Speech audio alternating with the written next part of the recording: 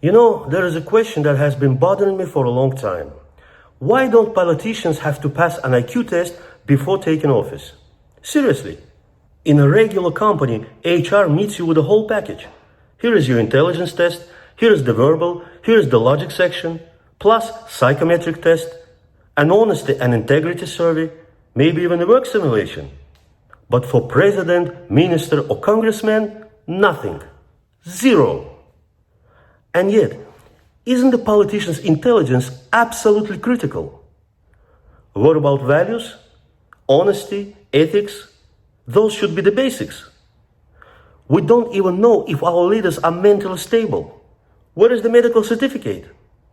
Imagine, you board a plane and the pilot says, "Dear passengers, I've never passed an exam, but I've got a fiery speech and 1 million followers in social media."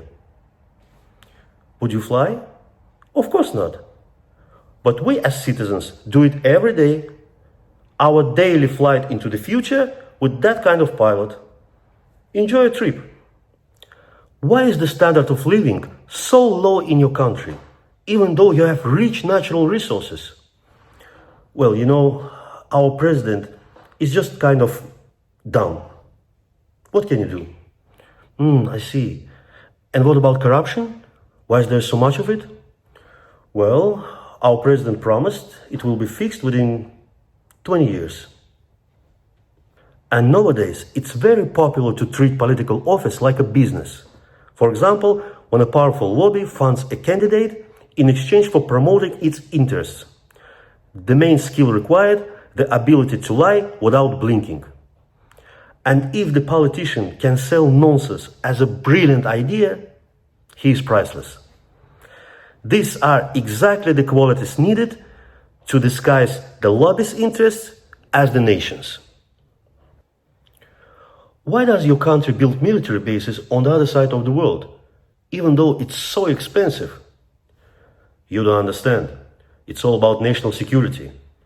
And when it comes to security, price doesn't matter. But why is healthcare so expensive in your country? Well, it's because pharmaceutical lobbies won't let drug prices go down. It is what it is. Here's the thing. This idiotic chaos in the world is not a natural disaster. It's not rain, it's not an earthquake. It's the direct result of specific decisions made by specific people in power. The world looks the way it does, not because of supernatural forces, but because of real people in suits and ties. If in the past the symbols of power were the crown and the scepter, today there are masks. And when everything collapsed, low living standards, corruption, inflation, dictatorship, governments always switch on fake patriotism. So the people not only accept it, but love it, and even feel proud of it. Do you know why the standard of living is low in your country? Not because the president is dumb, but because your election system allows dumb presidents. Do you know why your military budget looks like you're always at war? Because the system lets corrupt, unethical people into power. By the way, that's the same reason why your medicine is so expensive. Do you know why you live under a dictatorship? Because when your president first elected, nobody realized he was an unstable maniac with both a God complex and an inferiority complex at the same time. Power is the cockpit of an airplane. On board are the citizens, outside the window is our life quality, and in the luggage hold are our hopes.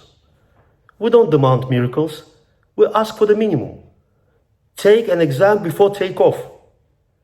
Aptitude tests for politicians are absolutely needed, because running a state is the most responsible job of all, equal to being a pilot. And since their actions directly affect people's lives and the safety of the world, let's stop choosing leaders for their silver tongues and put at the controls only those who have passed basic tests of brains, conscience, and humanity.